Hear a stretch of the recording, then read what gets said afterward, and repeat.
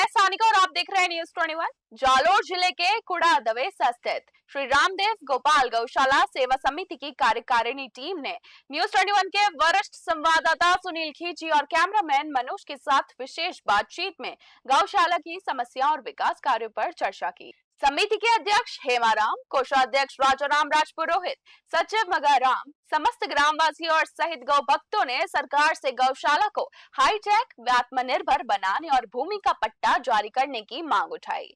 कार्यकारिणी ने मुख्यमंत्री भजनलाल शर्मा से आग्रह किया कि कांग्रेस सरकार के समय मिल रहे 9 महीने के अनुदान को बढ़ाकर इस बार भाजपा सरकार 12 महीने का करे, ताकि गौवंश के लिए हरे चारे की समस्या न रहे। ग्रामीणों ने बताया कि गौशाला में निर्माण कार्य जारी है और भामाशाहों का सहयोग मिल रहा है। कैमरामैन मनोज के साथ न्यूज 21 के लिए वरिष्ठ संवाददाता सुनील खींची की विशेष रिपोर्ट। नमस्कार दोस्तों, आप देख रहे हैं न्यूज 21 और मैं आपके साथ सुनील खींची। दोस्तों, आपको पता है इस क्षेत्र की हर मुद्दे को छोड़ के हम लगातार गौशालाओं से संबंधित मुद्दे, मसले और समस्याएं उठा रहे हैं कि गौशालाएं तो सरकार ने खोल दी है और इनका रजिस्ट्रेशन कर दिया है, लेकिन बात करें समस्याएं, वो अभी भी तस की मस नहीं हो रही है। और काफी समय से जो कार्यकारिणी राजस्थान गौशाला संघ कार्यकारिणी टीम है और जनप्रतिनिधि है और गौशालाओं के जो अध्यक्ष है, वो लगातार काफी समस्याओं से जूझ रहे हैं। आज हम श्री बाबा रामदेव गौशाला समिति के अंदर हैं और हमारे पास जो अध्यक्ष वर्तमान अध्यक्ष जुड़े हुए हैं राजाराम जी राजपुरोहित, उनसे खास बातचीत करते हैं कि इस गौशाला में कब से रजिस्ट्रेशन हुआ है, कितनी गौवंश है, कितना अनुदान आ रहा है, कितना अन्य स्रोत है। और बात करें समस्याओं की तो जाहिर सी बात है दोस्तों के लगातार राजस्थान गौशाला संघ के माध्यम से कभी जयपुर, कभी बीकानेर, कभी डीडवाना, कभी जालोर लगातार आंदोलन हो रहे हैं, लेकिन इनकी जो मांगे हैं वो मांगे किसी प्रकार की प्रतिक्रिया नहीं है। एक जो इनकी मांग थी, जो ऑडिट के अंदर जो पेमेंट की थी, वो इनकी जब मांग मान ली गई है। बाकी जो मुद्दे, मसले, समस्याएं हैं वो अभी तक किसी प्रकार की कोई प्रतिक्रिया नहीं है। तो हम न्यूज 21 नेशनल चैनल के माध्यम से हम लगातार बाबा रामदेव गौशाला समिति का पूरा आपको हम स्ट्रक्चर और हमारे साथ जो राजाराम जी राजपुरोहित जुड़े हुए हैं उनसे खास बातचीत करते हैं। इस गौशाला में कितने गौवंश है, कितना अनुदान और बात करें समस्याएं किस प्रकार है। सर, पहले तो हमारे चैनल में आपका स्वागत है। आपका भी बहुत बहुत धन्यवाद। Thank you. तो अध्यक्ष साहब, कितने साल हो गए इस गौशाला का रजिस्ट्रेशन हुए, कितने गौवंश है, कितना अनुदान आ रहा है, किस प्रकार समस्या है? हमारे गौशाला चालू हुआ था 2018 में और अनुदान आ रहा है 2022 से।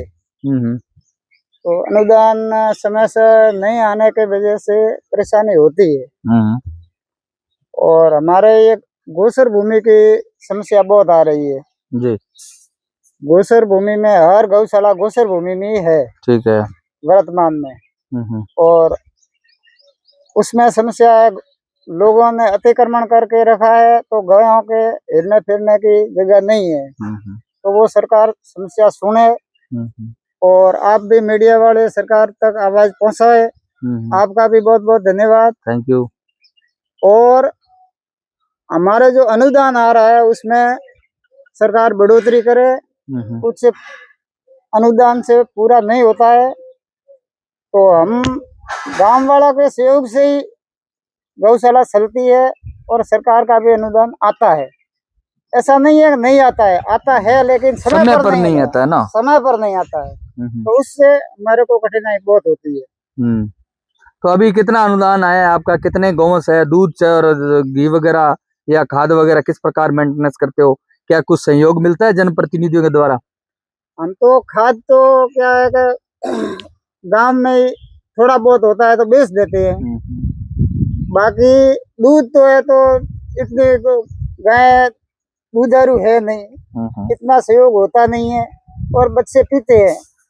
और बाकी जो गौशाला में मजदूर लोग है, गायों के रख रखाव करने वाले, उसके प्रति होता है।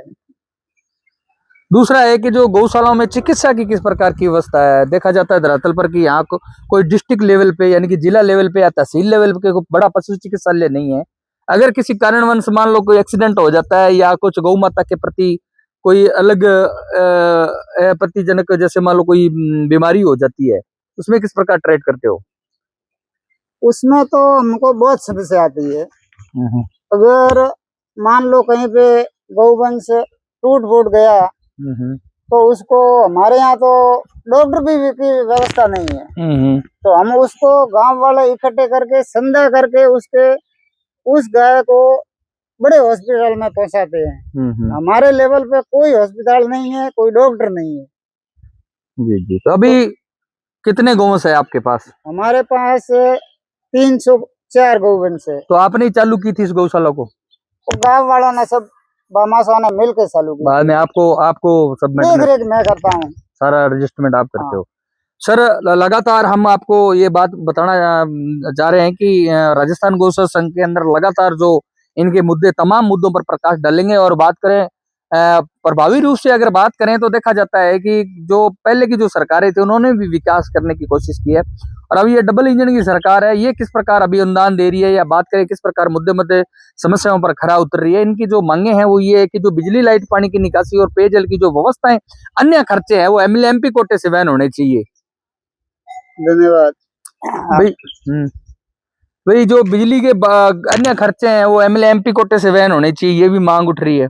हाँ, वो एमपी एमएलए से ऐसे नेताओं का खर्चा सरकार उठा रही है, तो ये तो गौशाला है, इसको तो एमपी एमएलए से कोठे से खर्चा उठा दिया तो हमारा बहुत बचत होता है, तो हम उसी बचत से गायों की रखरखाव अच्छी तरह से कर सकते हैं। लगातार इस मुद्दे के ऊपर प्रकाश हम डाल रहे हैं, लगातार आपको हम अपडेट भी दे रहे हैं। लाइक करें, कमेंट करें, शेयर करें। Thank you. जय हिंद।